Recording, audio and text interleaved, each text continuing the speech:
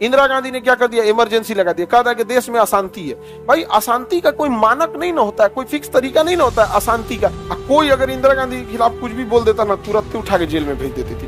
बहुत डिक्टेटर क्यों बोला जाता है इंदिरा गांधी को, यही इमरजेंसी की वजह से। इतना ज्यादा मतलब विपक्ष का कोई नेता ही कोई नहीं खड़ा होने दिया। विपक्ष का नेता था सबको जेल में भेज दी, सबको जेल भेज दी, विपक्ष का जितना नेता था। यहाँ पर मुगल सराय स्टेशन के पास पता नहीं कौन उनके ऊपर हमला कर दिया इमरजेंसी के दौरान, अब कोई खास जांच भी नहीं हुआ। इसलिए देखिएगा ना, जब बीजेपी की गवर्नमेंट आई ना, तो मुगल सराय स्टेशन का नाम हो गया दीनदयाल उपाध्याय।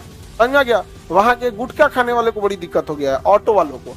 ऑटो वाला मुंह में गुटखा लिया रहता था, अब पहले बोलता था मुंह में गुटखा लेकर मुगल सराय मुगल सराय मुगल सराय, अभी गुटखा लेकर बोलता दीनदयाल उपाध्याय दीनदयाल उपाध्याय, फुल गुटखा गिर जाता है नीचे।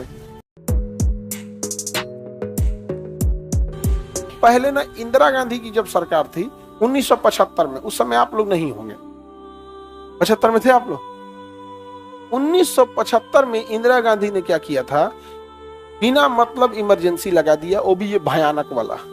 1975 में इंदिरा गांधी ने इमरजेंसी लगा दिया। 1975 में हमारे यहाँ कोई किसी देश ने युद्ध आक्रमण नहीं किया था, ना ही हम जाके किसी पे युद्ध किए थे। हम करेंगे तो क्या हो गया, युद्ध। आउ कर दिया तो आक्रमण। और ना ही 1975 में किसी भी प्रकार का सशस्त्र विद्रोह हुआ था, सशस्त्र विद्रोह भी नहीं हुआ था, कोई कंडीशन ही नहीं थी। इंदिरा गांधी ने क्या कर दिया, इमरजेंसी लगा दिया, कहा था कि देश में अशांति है।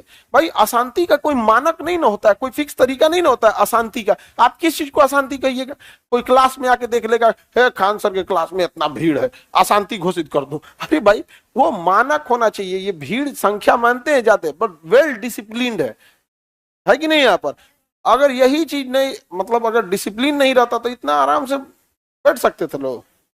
समझ में आ गया कि नहीं गया। तो डिसिप्लिन रहना जरूरी है। उस समय इधर डिसिप्लिन बढ़ गया है। मेरे भाई को जानती हूँ कितना बदमाश हूँ, भाई के बारे में नहीं कह रही है, नहीं समझ में आ गया। एक लड़की भाई का धमकी दे, मैं भाई कितना बदमाश है। कभी भाई के ऊपर कोनो लड़की धमकी नहीं दे सकती है, समझा गया। हम लड़का है, हमें पता है, अगर मेरी बहन नहीं है, लेकिन फिर भी अगर मेरी बहन आके कुछ कहती तो पहले पूछते कि तुम क्या कर रही थी, बताओ, तुम लोग बता लोग। भाई पे कोई धमकी देते, यहाँ लड़की से नहीं जानते, तुम लोग सावधान रहना लो। यहाँ पे कोनो लड़की कहती कि वो भैया है गांव का, तू भैया नहीं है, वो पहिल का है। यहाँ दू गो लड़का एक दूसरे में न कंफ्यूज रहता है, वो ओकरा से बचेगा, ओके गांव का भैया, ओकरा कहेगी कि ये भैया है। सावधान रहना। समझ में आ गया कि नहीं आ गया, भैया है यहाँ पे। आगे बढ़े। Pulsar Apache, Apache. चलो अब हल्ला नहीं करो, हल्ला नहीं करो। अभी लाइव वाले आप लोग को तो कोई दिक्कत नहीं है, लेकिन अभी इधर पे विचार चल रहा है। समझ में आ गया कि नहीं है। अभी एक विचार आया है कि बोर्ड उधर लगा दे। समझ में आ गया कि नहीं आ गया। और उधर लगा देंगे तो ये लोग अपना इधर से पढ़ के निकल जाएंगे, हम लोग उस गेट से निकल जाएंगे। कैसा। अब उसके बाद अभी 3-4 चीजों पे प्लानिंग चल रही है यहाँ पर। हमको ना जब से हम ये जाति वाला सुने ना कि हमारा ऊंचा जाति है तुम्हारा, हमको बड़ा खराब लगा है। ये सब चीजों पे हम कभी देखे हो बाबू आप लोग यहाँ पर, इवन जिसे ज्यादा सताया गया रहता है उसको यहाँ पे ज्यादा सुविधा मिलती है। एक आदमी कह रहा था, एक विद्यार्थी की, सर हम लोग पूरा फीस देते हैं फिर भी बैठने को जगह नहीं रहता है, पूरा कोर्स खत्म कर लेते हैं खड़े खड़े। हैंडीकैप लोग को देखते हैं तो पहली बार फील होता है कितना जीवन अच्छा है इन लोग का। अरे यार उन लोग को तो हम लोग बैठने के दे देते हैं, नहीं दे देते हैं जी। कितना भी भीड़ रहता है, कभी कोई दिक्कत आता है नहीं। लेकिन अगर आप किसी को इस तरह से सताइएगा तो अच्छा नहीं ना लगेगा। नहीं, ये सब चीज हम देखते हैं, मन करता है कभी कभी हम साधु बन जाए, आराम से कमंडल लेके चल जाए, बाहर में जाए दुनियादारी। यहाँ पर नहीं समझ में आ गया। सोच रहे हैं वैसे।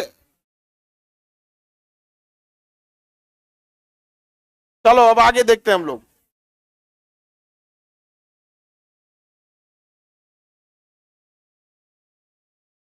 चलिए अब आगे देखते हैं हम लोग। राष्ट्रीय पद समझ में आ गया। राजकीय आपात आ गया, और ये क्या हो गया, वित्तीय आपात। इंदिरा गांधी ने 1975 में क्या लगा दिया था, बहाना क्या दी थी, आंतरिक अशांति। क्या दी थी, आंतरिक अशांति। और आंतरिक अशांति का बहाना देके इमरजेंसी लगा दी, और जो भी विपक्ष का नेता था सबको जेल में भेज दी, सबको जेल भेज दी, विपक्ष का जितना नेता था सबको। कोई अगर इंदिरा गांधी के खिलाफ कुछ भी बोल देता ना, तुरंत उठा के जेल में भेज देती थी। बहुत डिक्टेटर क्यों बोला जाता है इंदिरा गांधी को, यही इमरजेंसी की वजह से। इतना ज्यादा मतलब विपक्ष का कोई नेता ही कोई नहीं खड़ा होने दी यहाँ पर। और यहाँ पे दीनदयाल उपाध्याय थे, उनको गिरफ्त मतलब यहाँ पर मुगल सराय स्टेशन के पास पता नहीं कौन उनके ऊपर हमला कर दिया इमरजेंसी के दौरान, और कोई खास जांच भी नहीं हुआ। इसलिए देखिएगा ना, जब बीजेपी की गवर्नमेंट आई ना, तो मुगल सराय स्टेशन का नाम हो गया दीनदयाल उपाध्याय। समझा गया। वहां के गुटखा खाने वाले को बड़ी दिक्कत हो गया है, ऑटो वालों को। ऑटो वाला मुंह में गुटखा लिया रहता था, अब पहले बोलता था मुंह में गुटखा लेकर मुगल सराय मुगल सराय मुगल सराय, अभी गुटखा लेकर बोलता दीनदयाल उपाध्याय दीनदयाल उपाध्याय, पूरा गुटखा गिर जाता है नीचे। नहीं समझ आ गया, पहले मुगल सराय 10 रुपया, मुगल सराय 10 रुपया।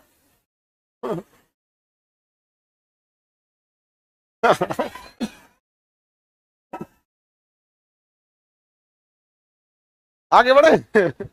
अब मुगल सराय का नाम क्या हो गया है, दीनदयाल उपाध्याय। पंडित दीनदयाल उपाध्याय, बहुत दीनदयाल उपाध्याय जो थे वो बहुत समाज सेवी भी थे। गोरखपुर यूनिवर्सिटी जो है ना, उसका नाम ही है डीडीयू, दीनदयाल उपाध्याय यूनिवर्सिटी। तो इमरजेंसी में बड़ी मिसयूज किया, और जिसको मन उसको उठा ले जाती थी पुलिस, अरेस्ट कर लेती। सुब्रमण्यम स्वामी जितना देख रहे हैं ना, सब इमरजेंसी, किसी की हिम्मत नहीं हो रही थी इमरजेंसी के खिलाफ कुछ बोले। समझ में आ गया कि नहीं। एक शायर ने बोला था कि यह सरकार निकम्मी है, तो पुलिस उठा ले गई। शायर ने कहा कि हमें क्यों गिरफ्तार कर, हमने थोड़ी कहा कि इंदिरा गांधी की सरकार निकम्मी है। तो दरोगा कहा चुप, हमें नहीं पता है कि किसकी सरकार निकम्मी है। मतलब उसको भी मालूम, ये मजाक में बोले, ऐसा कोई नहीं था। लेकिन बहुत मिसयूज हुआ था इमरजेंसी का। तो इमरजेंसी शक्तियों का मिसयूज बहुत होता है, किसी की हिम्मत ही नहीं हो रही थी इमरजेंसी के खिलाफ कुछ बोले। पूरी देश में डिक्टेटरशिप आ गई थी। एक आदमी निकला, नाम था उसका जयप्रकाश नारायण। जयप्रकाश नारायण, और पैदल निकले जयप्रकाश नारायण, और पूरे बिहार से जन सैलाब आ गया।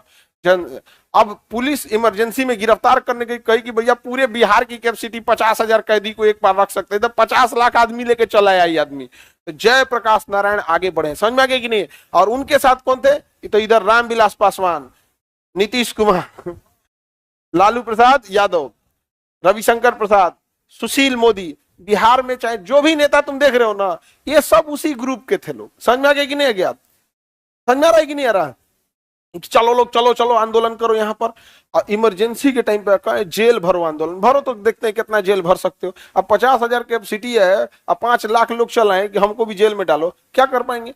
बहुत भीषण आंदोलन था जेपी मूवमेंट। बाद में इंदिरा गांधी को क्या करना पड़ा, इमरजेंसी को खत्म करना पड़ा। और देश में संशोधन हो गया कि कभी भी देश के आंतरिक अशांति का बहाना बना के आपात नहीं ला सकते हैं। आपात के लिए केवल 3 ही रास्ते हैं, आक्रमण हो जाए, युद्ध हो जाए, या विद्रोह हो जाए। क्या हो जाए, विद्रोह हो जाए। जैसे नक्सल समस्या है ना, अगर एक बड़े पैमाने पे हो जाए तो क्या हो जाएगा, विद्रोह। फिर सरकार आपके हर एक अधिकार को छीन लेगी, और उस अधिकार को छीन लेगी और वहां आपके आवागमन को रोक देगी, आवास का अधिकार हटा देगी, धार्मिक स्वतंत्रता हटा देगी, सबको डिस्प्लेस कर देगी। हट जाओ लोग, हट जाओ, सामने से हट जाओ, पूरा एरिया खाली करा के तड़ा के मारेगी, आर्मी ले आके साफ कर देगी। जा यहाँ पे जो है वही सब बराबर कर देंगे। यहाँ पे समझ में आ रहा है कि नहीं आ रहा है। यहाँ पे तो इमरजेंसी पावर बहुत तगड़ा होता है। नहीं तो अगर जैसे मान के चलिए युद्ध हो गया, क्या हो गया, युद्ध हो गया, तो युद्ध के समय सेना को बॉर्डर पे भेजना है, या आक्रमण हो गया सेना को वापस भेजना है। अब इसी में कोनो चल गया, दुकान लगा दिया सड़किए पे, कोई मेला लगा दिया, कोई पंडाल लगा दिया, नहीं समझ में आ गया, कुछ ना कुछ होते रहता है। पता चला ईद पड़ गया, लोग सड़क पे आ गए, नहीं समझ में आ गया, जुलूस निकल रहा है किसी चीज का, रैली निकल रहा है, कुछ ना कुछ होते रहेगा कि नहीं। सबका अधिकार है, आप कैसे रोक सकते हैं, रोक सकते हैं, नहीं रोक सकते। सेना को जाने में दिक्कत होगा, हॉर्न मारो, ये करो, हटाओ हटाओ, लगाएगा 352, क्या चीज, इमरजेंसी। 352 लगते वो नहीं उड़ा दिया, 352 लगा। एगो मॉल में जाइएगा ना खरीदने, तो कहता buy 1 get 1 free, buy 1 get 1 free, एगो लीजिए एगो फ्री देगा। 352 जो है ना, जैसे लगेगा ना 3-4 को चीज फ्री देगा। सबसे पहले तो आपका मूल अधिकार उड़ा देगा, और सबसे पहले उड़ाएगा आर्टिकल 19। सबसे पहले क्या उड़ाएगा? आर्टिकल 19। अब आप बताओ सबसे जबरदस्त क्या था? आर्टिकल 19। आर्टिकल 19 था, उड़ा देगा। अभिव्यक्ति की आजादी गई। अब नहीं कह सकते कि हमारे अधिकार का हनन हो रहा है। पहले तुम बोला कैसे? बोला कैसे? यहाँ पे ना आप सभा कर सकते हैं, ना चारों ओर घूम सकते हैं, कहीं कुछ नहीं कर सकते। सब हटा देगा साइड, और पूरा इधर दानापुर छावनी से फौज निकलेगी, इलाहाबाद छावनी से निकलेगी, यहां से धड़ाधड़ कहां जाएगी? बॉर्डर पे। आप कुछ नहीं कर सकते यहाँ पे। हाँ, सरकार चाहे तो इमरजेंसी सेवा एम्बुलेंस जारी रख सकती है, लेकिन इमरजेंसी में इतना पावर होता है ना कि एम्बुलेंसों को अंदर रख देगी, चल निकल यहाँ से। लेकिन आप